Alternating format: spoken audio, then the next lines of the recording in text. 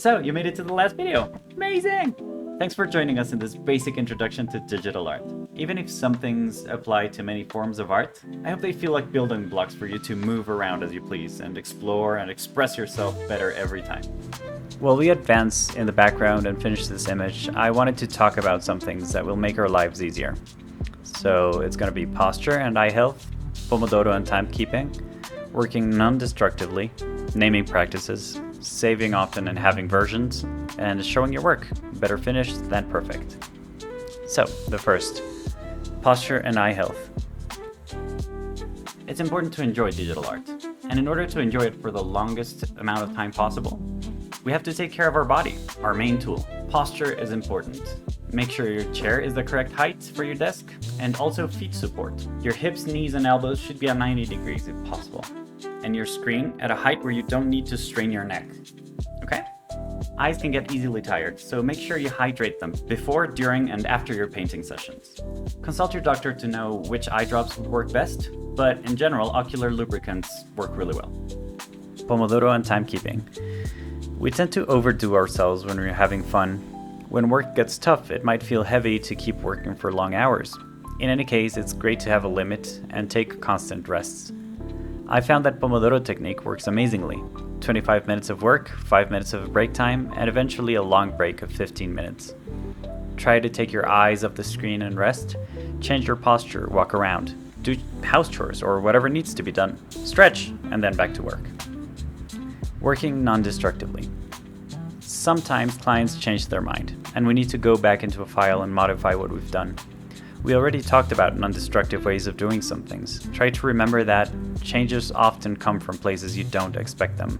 So keep your options open and your image well organized so changes are efficient and don't take hours guessing which layer is affected. Naming practices. Sometimes we work in a team and we need to make things understandable to others. I believe it's way more important that you understand your layers, but try to make them something others understand as well. In case something happens to you and you need some time off, someone else can pick up where you left and understand your structure. Some projects have a naming structure and file structure. Stick to that as best you can, and remember they are imperfect ways of trying to be ready for most cases, but rarely manage to account for all of them, so be flexible as well. Saving often and having versions. Even with all the years Photoshop and other softwares have been around, they are not perfect. Sometimes they glitch out and crash. They close unexpectedly, and sometimes the files we work on become damaged and unopenable.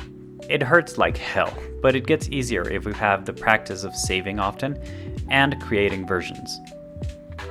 My computer is not infinite, so having way too many versions each minute is overkill. Try to save versions that make sense with deliveries, for instance. I deliver sketches, and that's version 00. Deliver line art, that's version 01, and so on. If you'd rather save a ton of versions, that works fine as well, but remember to reduce your footprint as much as possible after the project is done. It'll be easier in the long run. Show your work. Better finished than perfect. I've seen way too many beginners that prefer not to show their work because it's not finished or not to their standards. I remember being that beginner, and it led nowhere. It's good to respect your art and try to make it as best you can, but that's just it. You cannot make it better than you can in the present. Skills take time to improve, and all of us that have been doing this for a while started somewhere. We've all been where you are, so relax, show your work, knowing that it could be better, and also feel proud of the things you've achieved. Try to stay honest and take feedback in the least personal way. Someone who is telling you to improve something is not necessarily telling you to improve yourself as a person. They are separate things, and accepting these things as useful suggestions quickly is a virtue that is very sought after in every team in the universe.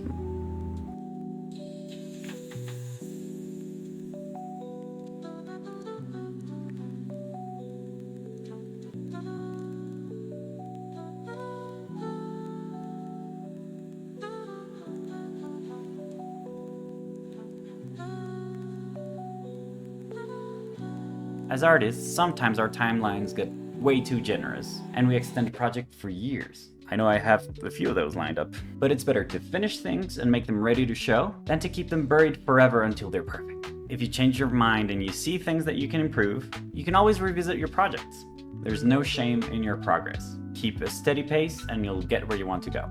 Thanks for joining me on this journey of image making and this small introduction to digital art for absolute beginners. You probably have a ton of questions and hopefully a ton of ideas as well. I'm very open to questions and constantly try to answer all of them. Welcome to this community that is colorful, varied, and strong. Learning is a long journey that never ends. So enjoy the ride and make sure you surround yourself with the tools you need to keep advancing and enjoying. Thanks again for your time, and I hope to see you later in more advanced courses. Probably delving deeper into these subjects and having more technical tips and suggestions.